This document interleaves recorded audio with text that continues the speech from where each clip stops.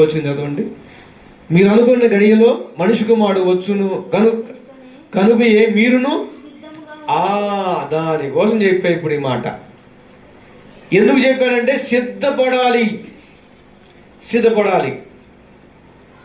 ఆ పైన అదే అధ్యాయంలో పైన 37 వచ్చిన ఒక మాట ఉండదు, చదవండి.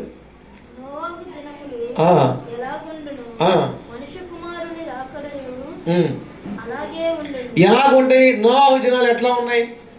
ఎట్లా ఉన్నాయండి? తిరుగుతూ త్రాగుతూ సుఖిస్తూ హ్యాపీగా ఉన్నారు, ఎంజాయ్గా ఉన్నారు.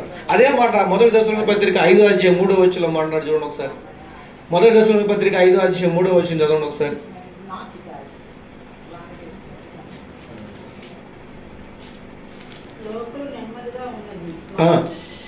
చదవమ్మా.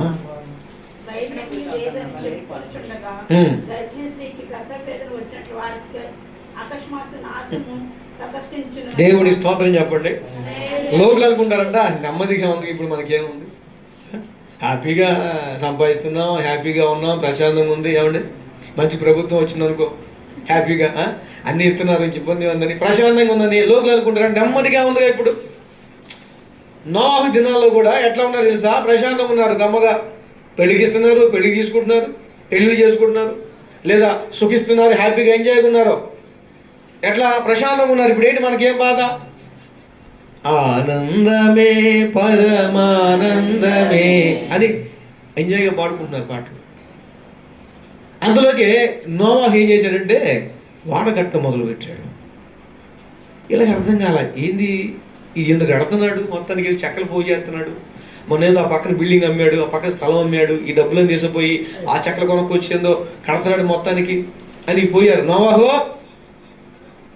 ఏవయ్యా, నోవాహు ఏం చేస్తున్నావయ్యా అంటే ఓడ కడుతున్నా అన్నాడు. వాడ ఎవరైనా సముద్రం ఒడ్డును కట్టుకుంటాడు, లేకపోతే నది పక్కన ఇక్కడ ఎక్కడ సముద్రం లేదంటే ఏడ వాడేంటి అంటే దేవుడు చెప్పాడు వర్షాన్ని కురిపిస్తానన్నాడు దేవుడు. వర్షమా అంటే ఎట్లుంటుంది?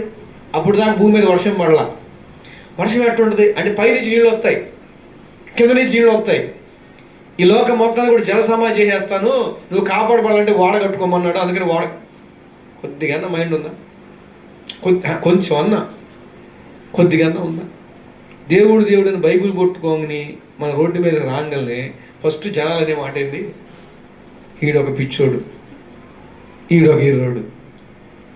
ఈ తెక్కలు కాదు పిచ్చోళ్ళు కాకపోతే డబ్బు సంపాదించాలి ఎవడన్నా, అవునా కదా? డబ్బు కావాలి. బైబిల్ చర్చి బైబిల్ అని పోతే ఏమొచ్చింది?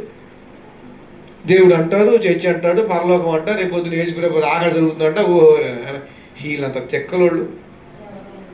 పౌలే అన్నారండి, ఈయనన్నట్టు ఏముంది? పౌలు ఏమన్నారు? అజీవిత వల్ల వెర్రివాడయ్యాడు, ఎక్కువ చదువుకొని తెక్కలోడు పిచ్చోడు అయ్యాడు పౌలు అని. నోవాహు వాడగడుతుంటే అందరు పిచ్చోళ్ళ చూశారు. అరే రాకడ మరి పైనుంచి నీళ్ళు అంటావు, ఉగ్రత అంటావు, ఏంద్రబాబు ఇంత ప్రశాంతంగా ఉంటే చూడు.